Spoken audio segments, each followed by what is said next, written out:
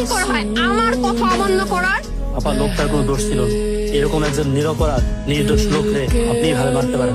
তুই আমাকে জ্ঞান দিস, এখন তোর কাছ থেকে আমাকে শিখতে হবে। ম্যাডাম নতুন তো তাই ভুল হয়ে গেছে, পরে মাফ করে দেন। তোর আসলে একই শ্রেণীর লোক, এই জন্য একজন আরেকজনের জন্য দরদে মুক্ত হয়ে পড়তেছে। সেলিম, এই ছেলের এখনই আমার বাড়ি থেকে চলে যেতে বল। এই বাড়ি তোর কোনো কাজ করার দরকার নেই। না বাবা, এই ছেলে এই বাড়িতেই থাকবে। ও আরেকজনের শাস্তি বাঁচাই দিছে না, তার শাস্তি এখন সে ভোগ করবে। সূর্যাস্ত পর্যন্ত ওই দোকানের বদলে সে মাইর খাবে।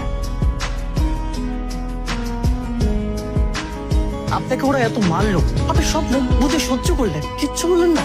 সহ্য করা ছাড়া আমার তার কোনো উপায় ছিল না। স্যার এটা আপনি কি বলছেন? আপনার একটা ইশারায় পুরো শিকদার পরিবার পথে নামতে 1 ঘন্টাও সময় লাগে, আর সেখানে আপনি চাকরির মতো কাজ করছেন।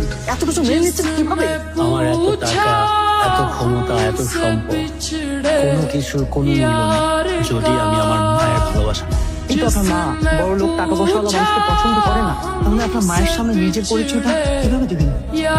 আমি তো সেই দিনটার অপেক্ষাতেই আছি, যেদিন নিজ থেকে আমার মা তার ভুলটা বুঝতে পারবে, যেদিন আমার মা নিজ থেকে এটা অনুধাবন করবে এই নিষ্ঠুর পৃথিবীতে টাকা হলে সব কিছু পাওয়া যায়। সেদিন আমি আমার মাকে আমার পরিচয় দেব, আর সেই দিন হবে শিকদার পরিবারের শেষ দিন। বসো বাবা, বসো বসো বসো। তুমি কেন আজকে শিকদার বাড়ির বিরুদ্ধে গিয়ে কথা বলতে গেল? আজকের থেকে ওরা তোমার একটার পর একটা শাস্তি দিবে। বাড়ির সমস্ত কাজ তোমার নিতে করে। ওদের শাস্তির ভয়ে আমি কি মুখ বুঝা ওদের সব অন্যায় সহ্য করে নিব? সবকিছু উপর থেকে নির্ধারণ থাকে বাবা। গরিব করে জন্মই হয়েছে বড় লোকের গোলামি করার।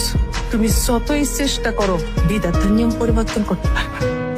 আমার একটা ছেলে আছে, আজ যদি পয়সা থাকে তাহলে তোমার বয়স।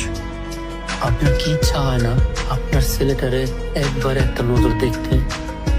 আমার ছেলে গেছে তো বিধাতার নিয়ম পরিবর্তন করতে কোনো লাভ হয় না। মাঝখান থেকে মায়ের বুকটা খালি করে চলে গেছে।